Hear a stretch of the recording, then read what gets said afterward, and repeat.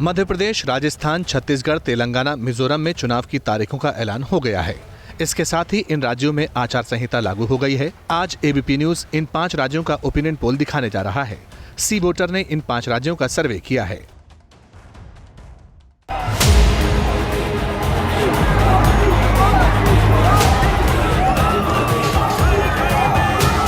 कांग्रेस सरकार की विदाई का काउंटडाउन शुरू हो चुका है। राजस्थान में, मध्य प्रदेश में, छत्तीसगढ़ में जो कर्नाटक में हुआ है वही यहां होने वाला है।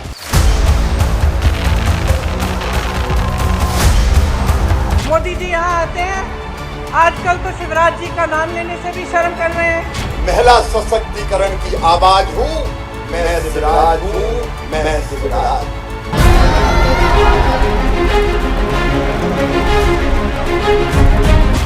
शिवराज सिंह के झूठ को भी शर्मा देते हैं। वो मार्केटिंग गुरु है, हर चीज को मार्केटिंग करना जानते हैं, हम काम करना जानते हैं।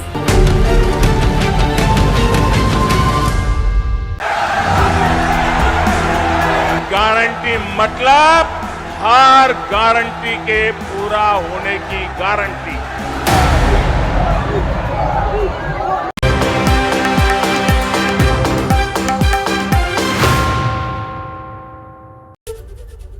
नमस्कार, एबीपी न्यूज पर हाजिर हूं मैं रोमाना इसार खान। 5 राज्यों में चुनाव की तारीखों का ऐलान हो गया है और इस ऐलान के साथ ही एबीपी न्यूज लेकर आया है चुनावी राज्यों का ओपिनियन पोल। आज तारीखों का ऐलान हुआ तो देश ये जानना चाहता है कि चुनावी राज्यों में पब्लिक का मूड क्या है। तो सबसे बड़े ओपिनियन पोल के लिए तैयार हो जाइए आप, क्योंकि पहली बार 5 राज्यों का ओपिनियन पोल एक साथ एक न्यूज चैनल पर, और वो भी चुनाव का ऐलान होते ही आप अब एबीपी न्यूज पर हमारे साथ देखने वाले। और इसे दिखाने के लिए हमने ये खास तैयारी की है। तैयारी जिसमें आप टैली देख रहे हैं, इसमें आप हर राज्य के नंबर देख पाएंगे। और बहुत खास बात यह है कि मध्य प्रदेश, राजस्थान, छत्तीसगढ़ के आंकड़ों की बारीकी आपको समझाने के लिए बाकायदा अलग अलग रीजन्स में हमने इन राज्यों को बांटा है। टैली में आप सबसे ऊपर यानी जो टॉप बैंड है वहां पर मध्य प्रदेश का ओवरऑल नंबर देखेंगे, और इसी तरीके से नीचे जो लोअर बैंड है वहां राजस्थान का इस लोअर बैंड में आप ओवरऑल नंबर देख पाएंगे। और मेरी दोनों ओर, दाईं ओर, बाईं ओर राज्यों के रीजन वाइज आंकड़े आपके सामने आते रहेंगे। जिस तरीके से मध्य प्रदेश में 6 अलग अलग रीजन है, निमाड़ का पूरा आंकड़ा आपके सामने होगा। राजस्थान मारवाड़ वाला रीजन 43 सीट्स जिसमें आती हैं, वहां पर कौन आगे कौन पीछे, इस तरीके की सारी डिटेल्स आप देख पाएंगे। दाई बाई तरफ मध्य प्रदेश के रीजन होंगे, राजस्थान के रीजन होंगे, साथ ही मिजोरम और तेलंगाना के नंबर भी यहीं स्क्रीन के दाईं और बाईं ओर आप देख पाएंगे। इसके अलावा नंबर जिस अंदाज में आएंगे, वो अंदाज जो एबीपी न्यूज पर हर बार होता है बेहद खास, और वो नंबर आप तक पहुंचाने के लिए हमारे साथ एबीपी न्यूज के डेटा सेंटर से मेरी सहयोगी दीपा लगातार ओपिनियन पोल की इस बड़ी कवरेज में बनी रहेंगी। और साथ ही आपको बता दें कि इस बड़ी कवरेज में हर एक बड़ी खबर सियासत से जुड़ी हुई आप तक पहुंचाने के लिए हमारे सहयोगी जो ग्राउंड पर मौजूद हैं, दिल्ली से आशीष कुमार सिंह, छत्तीसगढ़ की राजधानी रायपुर से जैनेन्द्र कुमार, मध्य प्रदेश की राजधानी भोपाल से ब्रजेश राजपूत, राजस्थान की राजधानी जयपुर से वीरेश पांडे, तेलंगाना की राजधानी हैदराबाद से आशीष हमारे साथ जुड़ेंगे, और दिल्ली से नीरज पांडे भी इस बड़ी कवरेज में हमारे साथ लगातार बने रहेंगे। साथ ही इस ओपिनियन पोल के नतीजों पर चर्चा करने के लिए स्टूडियो में भी खास मेहमानों, वरिष्ठ पत्रकारों का एक बड़ा पैनल हमारे साथ मौजूद रहने वाला है। अभी आप देख सकते हैं स्टूडियो में मेरे साथ 2 वरिष्ठ पत्रकार रामकृपाल जी और साथ ही अभय दुबे जी मौजूद हैं। हम मेहमानों का रुख करेंगे, ग्राउंड पर मौजूद अपने सहयोगियों के पास आपको लेकर चलेंगे, लेकिन शुरुआत करेंगे डेटा सेंटर से। तो सबसे पहले आपको लेकर चलते हैं डेटा सेंटर, जहां पर दीपा हमारे साथ मौजूद हैं, और जरा जानते हैं दीपा से वो चुनाव की तारीखों को लेकर जो बड़ी तस्वीर उभरी है उसके बारे में जल्दी से एक जानकारी दर्शकों को दीजिए दीपा। बिल्कुल रोमाना, देखिए चुनाव का शंखनाद हो चुका है। 5 राज्यों में विधानसभा चुनावों की तारीखों का ऐलान हो चुका है। सबसे पहले वो तारीखें कौन कौन सी हैं जब से चुनाव की शुरुआत हो जाएगी, वो जल्दी से हम बता दें। 7 तारीख जब सबसे पहले मिजोरम से शुरुआत होने जा रही है। 7 तारीख को यानी कि 7 नवंबर को मिजोरम से सबसे पहले चुनाव का शंखनाद होगा। और उसके बाद देखिए 7 और 17 2 तारीख को छत्तीसगढ़ में विधानसभा के चुनाव होने वाले हैं। 17 तारीख को देखिए मध्य प्रदेश में विधानसभा के चुनाव होंगे। और उसके बाद देखिए ये आपको पूरा डेटा हम दिखा रहे हैं किस तरीके से, इधर देखिएगा जरा, किस तरीके से आपको हम दिखा रहे हैं कि 5 राज्यों में विधानसभा के चुनावों की तारीखों का ऐलान हो चुका है। 23 तारीख को राजस्थान में चुनाव होने वाले हैं, वो भी आप देख रहे हैं। और इसके साथ ही 30 नवंबर को तेलंगाना में विधानसभा के चुनाव। और इसके बाद सबसे महत्वपूर्ण जो तारीख है वो 3 दिसंबर की तारीख है। 3 दिसंबर वो तारीख जब नतीजे आ जाएंगे जिस पर पूरे देश की निगाहें लगातार टिकी हुई हैं। इन राज्यों में कौन काबिज होगा, कौन है जो यहां पर जीत का सेहरा जिसके सर बंधेगा, वो सब कुछ क्लियर हो जाएगा 3 दिसंबर को। और सबसे पहले एबीपी न्यूज पर वो कवरेज आप देखेंगे सुबह से ही। सुबह से आपको आंकड़े हम बताएंगे, डेटा के जरिए आप देख पाएंगे किस तरीके से वो मिजोरम हो, छत्तीसगढ़ हो, राजस्थान हो या फिर तेलंगाना हो, जहां पर मध्य प्रदेश हो, जहां पर विधानसभा के चुनाव। और 3 तारीख को नतीजे देश के सामने होंगे। रोमाना, बिल्कुल, तो डेटा सेंटर से ये अहम जानकारियां, तारीखें खासतौर से जो दीपा ने आपको बताई हैं, तो 3 दिसंबर सबसे तेज नतीजे। एबीपी न्यूज पर यहीं हमारे साथ जरूर देखिएगा। और आइए अब जरा आपको ग्राउंड पर लेकर चलते हैं। पहले आशीष कुमार सिंह के पास आपको लेकर चलेंगे। चुनाव की तारीखों का ऐलान और इसके साथ ही कांग्रेस की तरफ से जीत की हुंकार। कांग्रेस के लिए 23 के इस आखिरी टेस्ट में सबसे बड़ा दाव क्या रहने वाला है आशीष? देखिए, ये बात तो सही है कि ये जो विधानसभा चुनाव है बहुत बड़ा टेस्ट है कांग्रेस पार्टी के लिए और बहुत कुछ स्टेक पर। वो जानते हैं कि अगर यहाँ पर 5 में से संभव है अगर 3 राज्य बचाने में कामयाब होती है कांग्रेस पार्टी, तो 2024 की चुनौती बहुत दिलचस्प हो जाएगी। और इसी वजह से आप देखिए, चाहे वो कास्ट सेंसस का इशू हो, चाहे बेरोजगारी का मसला हो, महिला आरक्षण का मसला हो, तमाम मुद्दों पर वो भारतीय जनता पार्टी को और प्रधानमंत्री मोदी को घेरने की कोशिश कर रहे हैं। भली भांति जानते हैं कि सारे की स्टेट्स में चेहरा उनके सामने प्रधानमंत्री मोदी का है, इसलिए contest all the more difficult होने वाला है। लेकिन जिस तरह से उदाहरण दिया राहुल गांधी ने कि भाई पहले कर्नाटक में और हिमाचल में कांग्रेस ने जीत करके दिखाया है डिस्पाइट एंटी इनकम्बेंसी, तो इस वजह से उम्मीद है कि इन राज्यों में बेहतर परफॉर्मेंस करे कांग्रेस पार्टी। और इसी वजह से आज की कार्यसमिति की जो बैठक हुई थी उसके बाद आपने देखा कि खुद राहुल गांधी सामने आए, दोनों मुख्यमंत्रियों को अपने इर्द गिर्द बिठा करके और दावा ठोका कि आगे आने वाले विधानसभा चुनाव में कांग्रेस बेहतर परफॉर्मेंस करने वाली। बिल्कुल, रहिए मेरे साथ। नीरज पांडे के पास जल्दी से लेकर चलते हैं क्योंकि हमने ओवरऑल कांग्रेस की रणनीति को लेकर चर्चा की है। ऐसे में ओवरऑल बीजेपी की रणनीति पर अगर बात की जाए तो नीरज, 2024 चुनाव के लिए मोमेंटम 2023 से ही बनाने में जुट गई है बीजेपी, खासतौर से जिस तरीके से इन चुनावी राज्यों में चेहरा प्रधानमंत्री नरेंद्र मोदी का। नहीं, उसकी शुरुआत भी देखिए रोमाना हो चुकी है। प्रधानमंत्री नरेंद्र मोदी ने, चाहे वो छत्तीसगढ़ हो, मध्य प्रदेश हो, राजस्थान हो, इनफैक्ट तेलंगाना में भी लगातार वो सभाएं कर रहे हैं। और एक तरह से बीजेपी ने एक मैसेज भी दे दिया है कि एक कलेक्टिव चुनाव लड़ा जाएगा और प्रधानमंत्री नरेंद्र मोदी के नाम पे चुनाव लड़ा जाता है। इसीलिए सभी राज्यों में उन्होंने नाम भी नहीं, तो ये एक तरह से शुरुआत हो गई है। और भारतीय जनता पार्टी की पूरी स्ट्रेटजी प्रधानमंत्री नरेंद्र मोदी के चेहरे के इर्द गिर्द है। और भाजपा ये चाहती है कि जब चुनाव प्रधानमंत्री वर्सेस अदर होगा तो निश्चित रूप में प्रधानमंत्री भारी पड़ेंगे, क्योंकि प्रधानमंत्री नरेंद्र मोदी देश के सबसे लोकप्रिय नेताओं में हैं। ये जरूर है कुछ लोकल इश्यूज होते हैं, लोकल इश्यूज को एड्रेस करना पड़ेगा।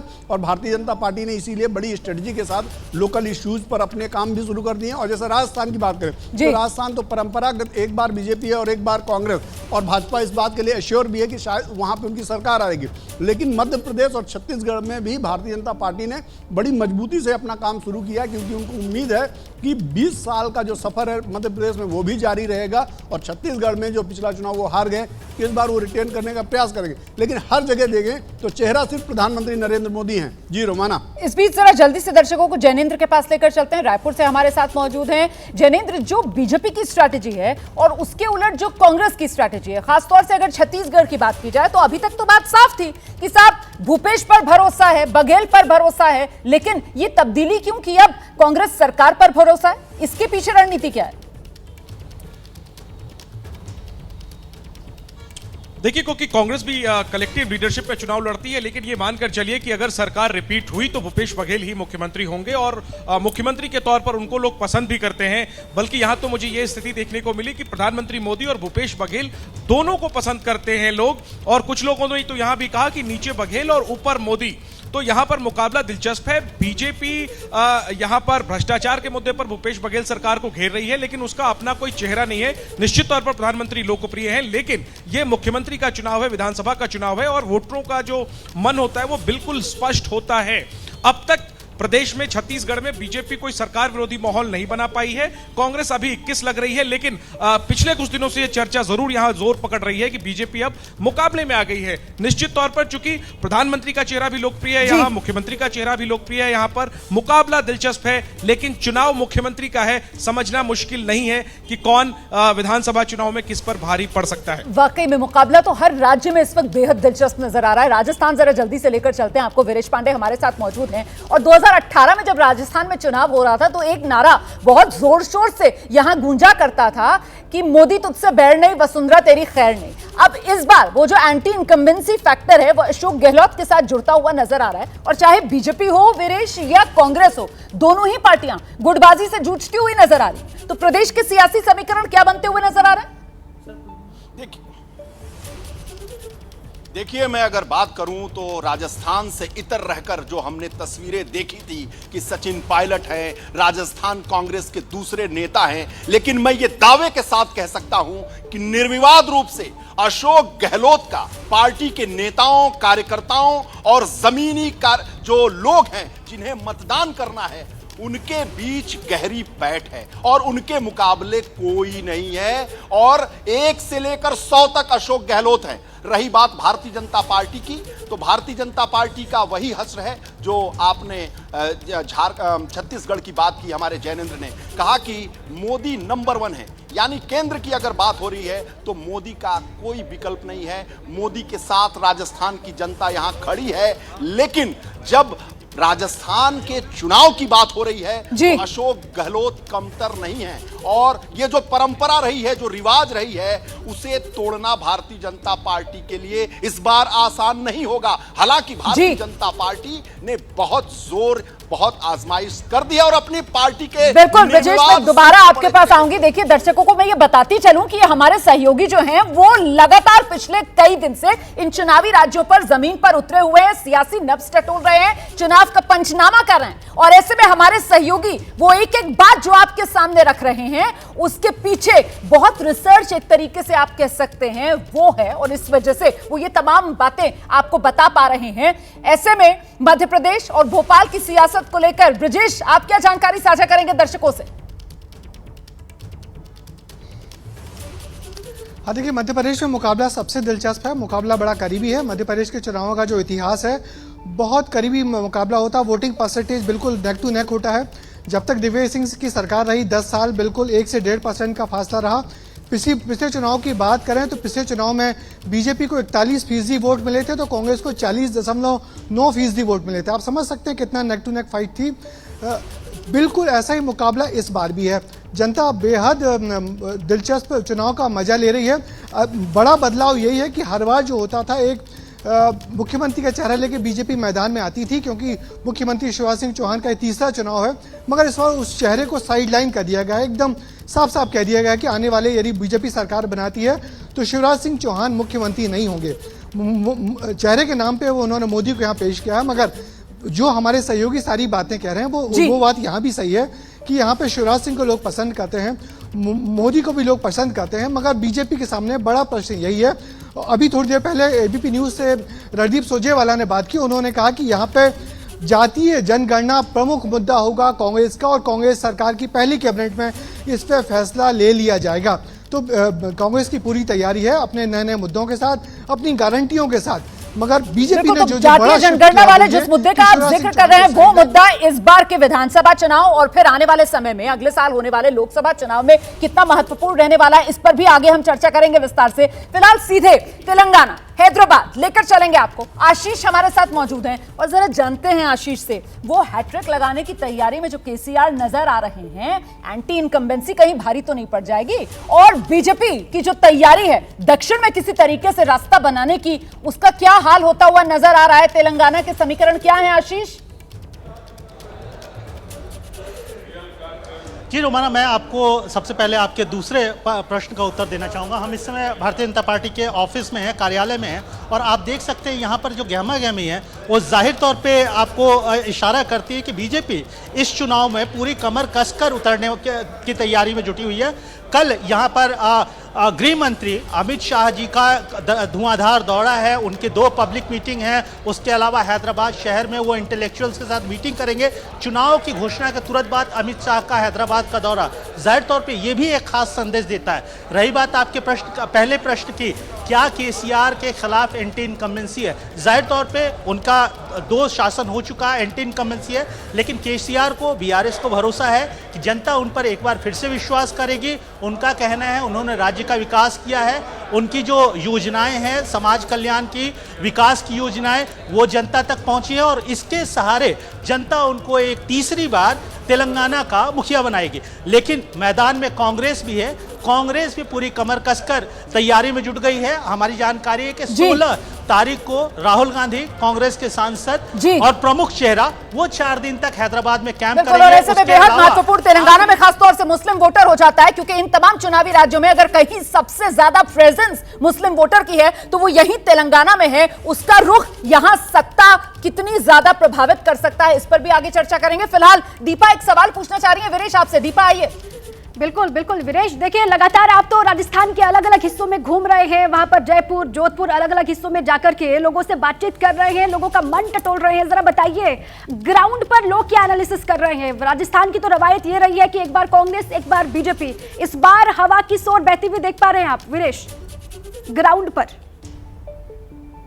देखिए, दो टूक में कहें तो भारतीय जनता पार्टी ने अपने सबसे बड़े नेता को दांव पर लगा दिया है, यानी नरेंद्र मोदी को दांव पर लगाया। और नरेंद्र मोदी का चेहरा निर्विवाद रूप से डेंटेड नहीं है, यहां पर सर्व स्वीकार्य है। लोकसभा चुनाव में ऐसे लोगों से मैंने मिला जो कह रहे थे कि मैं कांग्रेस को वोट दूंगा, गहलोत को वोट दूंगा, लेकिन वो भी कह रहे थे कि मैं केंद्र में सरकार को, लोकसभा में मोदी जी को देखना चाहता हूं। मोदी के नाम पर सर्व स्वीकार्यता है इस पूरे राजस्थान में। मैं जैसलमेर गया, जोधपुर गया, उदयपुर गया, जयपुर गया, हर जगह।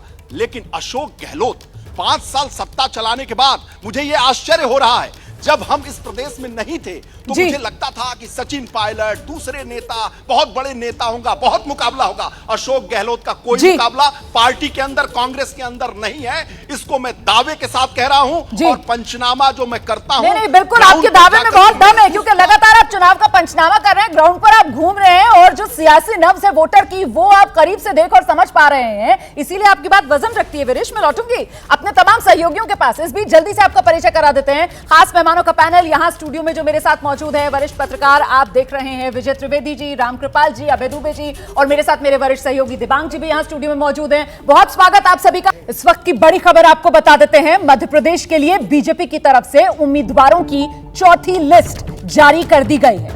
मध्य प्रदेश में बीजेपी की ये जो चौथी लिस्ट सामने आई है, इसमें 57 उम्मीदवारों के नाम का ऐलान किया गया है। और बड़ी बात यह कि अभी तक मध्य प्रदेश के मुख्यमंत्री शिवराज सिंह चौहान, जिनके नाम को लेकर सस्पेंस बना हुआ था कि इस बार चुनाव मैदान में उतारा जाएगा या नहीं, उन्हें टिकट दे दिया गया है। और साथ ही एक और बड़ी खबर आपको बता दूं, राजस्थान के लिए भी बीजेपी ने अपने उम्मीदवारों की पहली लिस्ट जारी कर दी है। राजस्थान में 41 उम्मीदवारों के नाम का ऐलान बीजेपी की तरफ से किया गया है। तो आज ही चुनाव की तारीखों का ऐलान, और ऐसे में राजस्थान के लिए पहली लिस्ट उम्मीदवारों के नाम की और मध्य प्रदेश में चौथी लिस्ट उम्मीदवारों के नाम का ऐलान कर दिया गया है। सीधे ब्रजेश राजपूत का रुख करेंगे और जरा जानते हैं ब्रजेश राजपूत से, एक तो शिवराज सिंह चौहान का नाम, नरोत्तम मिश्रा का नाम, और कौन कौन से बड़े नाम जिन्हें चौथी लिस्ट में जगह दी गई है? ब्रजेश,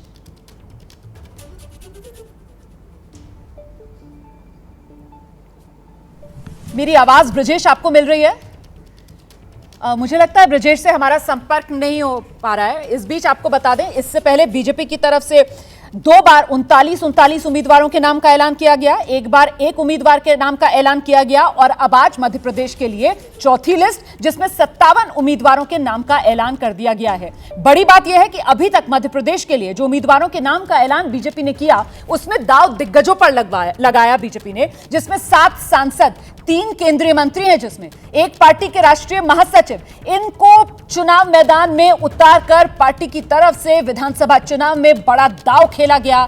हम सीधे जरा आपको लेकर चलते हैं। मनीष शर्मा हमारे सहयोगी जयपुर से इस वक्त मौजूद है। 41 उम्मीदवारों की लिस्ट का ऐलान बीजेपी ने जो राजस्थान में किया है, उसमें क्या कुछ बड़े चेहरों पर बीजेपी दांव लगा रही है? क्या मध्य प्रदेश वाला फॉर्मूला राजस्थान में भी बीजेपी अप्लाई कर रही है? वीरेश, आपके पास कोई जानकारी?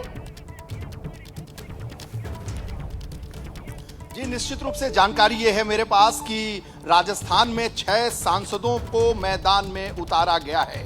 6 सांसदों पर दांव लगाया गया है राजस्थान में। जिस तरीके से दांव मध्य प्रदेश में लगाया गया उसी तरीके से जहां जैसे मैं आपको रोक रही हूं, इस वक्त की बड़ी खबर आपको बता देते हैं कि राजकुमारी दिया कुमारी को बीजेपी ने विधानसभा चुनाव के मैदान में उतार दिया है।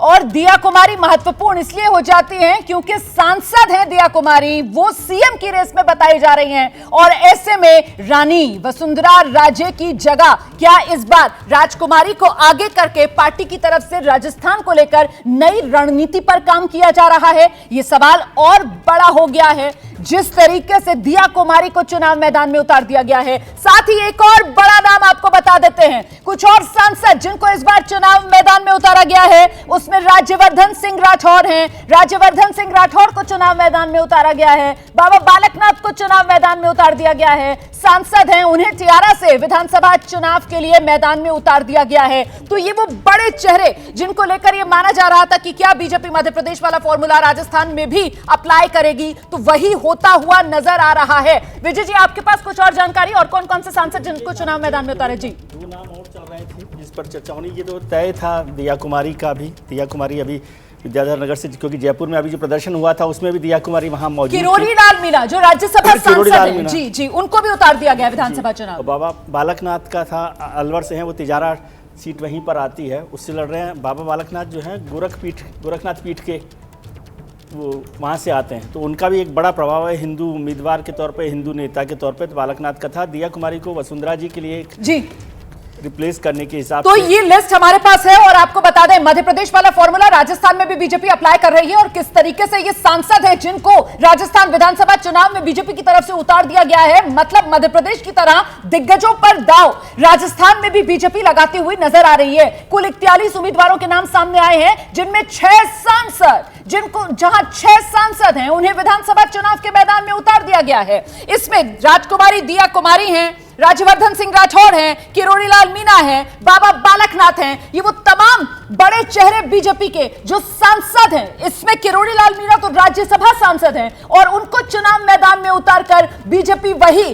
सामूहिक नेतृत्व वाला फॉर्मूला, मध्य प्रदेश वाला फॉर्मूला राजस्थान में भी अपनाती हुई नजर आ रही है। तो राजस्थान के लिए बीजेपी की यह पहली लिस्ट। और देखिए किस रूप में कांग्रेस के मुकाबले बीजेपी, जो पहले मध्य प्रदेश में तैयारियों के मामले में आगे नजर आ रही थी, अब राजस्थान में भी तैयारियों में कांग्रेस से आगे नजर आ रही है। नीरज, आपके पास क्या जानकारी है? देखिए रोमाना, यहाँ इस बात को समझना बहुत जरूरी है। 41 सीटों में ऐसे जगहों पे ऐसे लोगों को उतारा गया है कि बड़े नेताओं को घेरने की प्रयास है। देखिए, आप राज्यवर्धन सिंह राठौर को उतारा गया झोटवाड़ा से। झोटवाड़ा से विधायक कौन है? लालचंद कटारिया, जो कि राज्य सरकार में बड़े मंत्री हैं, 3 बड़े डिपार्टमेंट्स होल्ड करते हैं और जाटों के बड़े नेता हैं। तो लालचंद कटारिया को घेरने के लिए राज्यवर्धन सिंह राठौर को उतारा गया और उन्हीं के संसदीय क्षेत्र में। इसी तरह आप देखें, चूंकि बड़े नेता हैं किरोड़ी लाल मीणा, तो किरोड़ी लाल मीणा को उन्हीं के इलाके से सवाई माधोपुर से उतारा गया। सवाई माधोपुर सीट से दानिश अबरार, जो मुस्लिम चेहरा हैं कांग्रेस के और बड़े नेता हैं, अबरार अहमद खान, जो कांग्रेस के बड़े नेता थे, केंद्र में मंत्री थे, उनके बेटे विधायक हैं, उनको घेरने के लिए किरोड़ी लाल मीणा को उतारा गया है। इसी तरह दिया कुमारी को उतारा गया है। भागीरथ चौधरी को ऐसी सीट से उतारा गया है कि जो कि ये सारी वो सीटें हैं जो भारतीय जनता पार्टी पिछले चुनाव में हार गई थी। इन सीटों से जीतना भाजपा के लिए बहुत ही मुफीद था, लेकिन किसी न किसी कारण से हार गई। सिर्फ इसलिए हार गई क्योंकि वहां के जो कैंडिडेट थे वो बहुत मजबूत थे। इसीलिए भारतीय जनता पार्टी ने 5 लोकसभा और 1 राज्यसभा सांसद को मैदान में उतारा गया। इसके अलावा भी अगर आप देखें पूरी लिस्ट तो सुभाष महरिया के अलावा कृष्ण राजकुमारी जाटव, ऐसे कई चेहरे हैं जो पहले सांसद रह चुके हैं या मंत्री रह चुके हैं और उनको इस बार मैदान में उतारा गया। तो और बेहद महत्वपूर्ण है ये चेहरे जो सांसद हैं। एक तो किरोड़ीलाल मीणा राज्यसभा सांसद हैं, बाकी लोकसभा सांसद जिनको विधानसभा चुनाव के मैदान में बीजेपी ने उतार दिया। 41 उम्मीदवारों की जो लिस्ट सामने आई है, और गौर करने वाली बात यह है कि अभी तक इस लिस्ट में वसुंधरा राजे का नाम सामने नहीं आया है। इस वक्त की बहुत बड़ी खबर है, बीजेपी की तरफ से चुनावी राज्यों में उम्मीदवारों की लिस्ट जारी की गई है। छत्तीसगढ़ में बीजेपी की दूसरी लिस्ट आ गई है। इस दूसरी लिस्ट में 64 उम्मीदवारों का नाम है, जिसमें पार्टी ने 3 सांसदों को चुनाव मैदान में उतारा है और रमन सिंह को भी टिकट दे दिया गया है। पूर्व मुख्यमंत्री छत्तीसगढ़, वही उनकी राजनांदगांव वाली सीट, वहां से रमन सिंह को एक बार फिर चुनाव मैदान में उतारा गया है। केंद्रीय मंत्री रेणुका सिंह को टिकट दिया गया है। सांसद गोमती साय को पथलदेव से टिकट दिया गया है। तो कुल मिलाकर कमोबेश सभी चुनावी राज्यों में वही रणनीति बीजेपी की नजर आ रही है। दिग्गजों पर बीजेपी दाव लगाती हुई नजर आ रही है। छत्तीसगढ़ में भी 3 सांसदों पर पार्टी की तरफ से दाव लगाया गया है। इसी तरीके से राजस्थान के लिए जो 41 उम्मीदवारों की पहली लिस्ट पार्टी की तरफ से जारी की गई है, उसमें 1 राज्यसभा सांसद किरोड़ीलाल मीणा और 6 लोकसभा सांसद जिनको चुनाव मैदान में विधानसभा के लिए राजस्थान में उतार दिया गया है। और इसमें नाम जो सबसे ज्यादा ध्यान अपनी ओर खींच रहा है वो राजसमंद से सांसद दिया कुमारी का है। मैं सीधे आपको वीरेश पांडे के पास लेकर चलूंगी। वीरेश, आपने तो जब राजस्थान में चुनाव का पंचनामा कर रहे थे तब खुद राजकुमारी दिया कुमारी का इंटरव्यू भी किया, और ऐसे में क्या लग रहा था आपको कि वाकई में बीजेपी का वो चेहरा जो अगर सत्ता में पार्टी आती है तो कमान संभाल सकता है, उन्हीं से बात कर रहे हैं?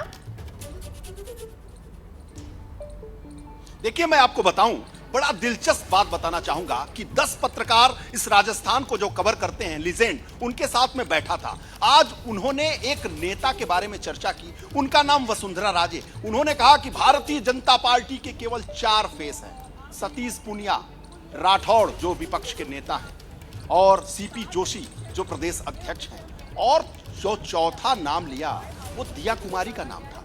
वसुंधरा की जगह पर नाम लिया, यानी वसुंधरा को माइनस कर दिया गया यहां पर, न केवल भारतीय जनता पार्टी के जेहन से बल्कि पत्रकारों के जेहन से, जनता के जेहन से। लेकिन एक बार और बताना चाहूंगा, आपने कहा कि पंचनामा करके आए हो, तो बताओ कि नब्ज क्या है। वसुंधरा आज भी भारतीय जनता पार्टी की राजस्थान में सबसे बड़ी जन नेता है। मैं ये कह रहा हूं कि वसुंधरा राजे को डिलीट कर दीजिए।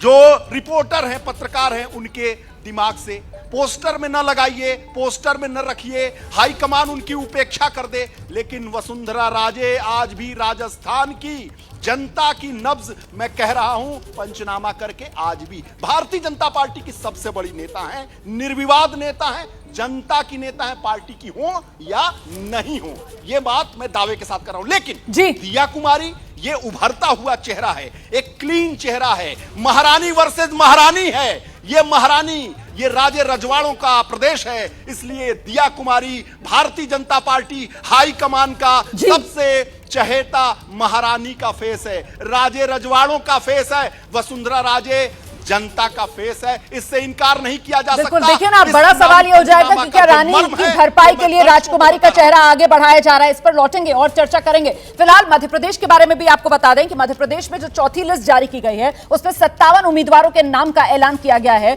और खास बात यह कि मुख्यमंत्री शिवराज सिंह चौहान, जिनके नाम को लेकर लगातार सस्पेंस बना हुआ था कि इस बार चुनाव मैदान में भी उतर पाएंगे या नहीं उतर पाएंगे, तो उनका नाम इस चौथी लिस्ट में मौजूद है। नरोत्तम मिश्रा का नाम इस चौथी लिस्ट में मौजूद है। जल्दी से ब्रजेश राजपूत का रुख करते हैं और जरा जानते हैं उनसे, रह रहकर मामा का दर्द छलक रहा था, मुख्यमंत्री बनूं या ना बनूं, चुनाव लड़ूं या ना लड़ूं। तो चलिए, चुनाव लड़ूं या ना लड़ूं, इसका जवाब तो पार्टी ने पकड़ा दिया है हाथ।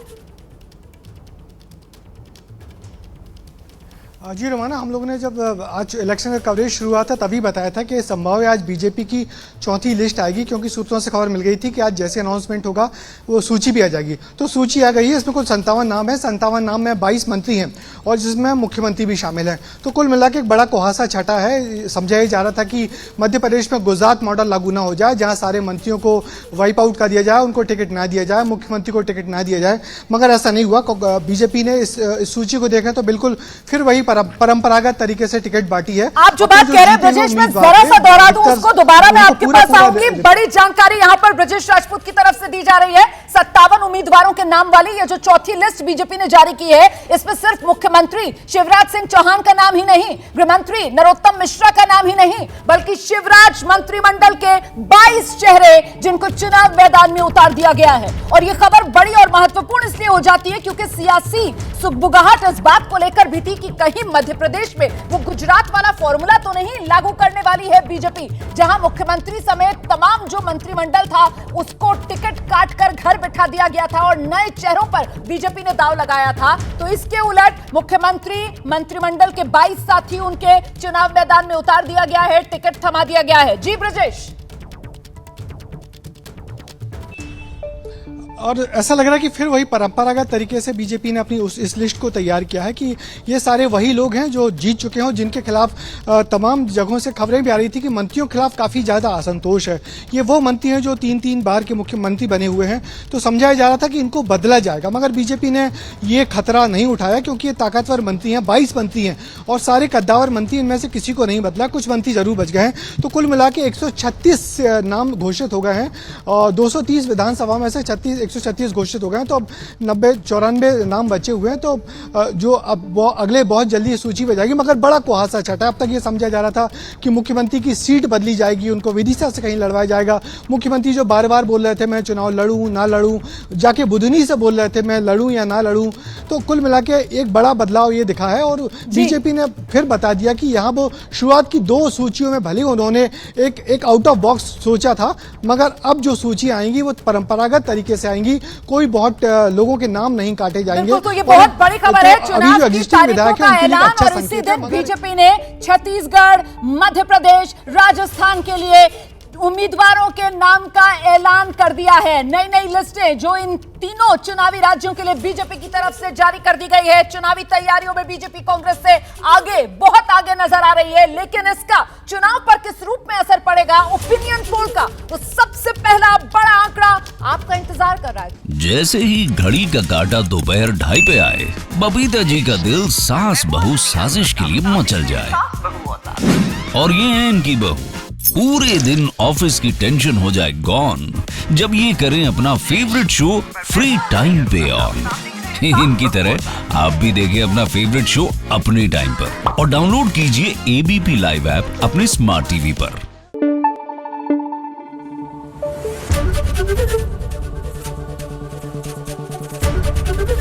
एबीपी न्यूज आपको रखे आगे।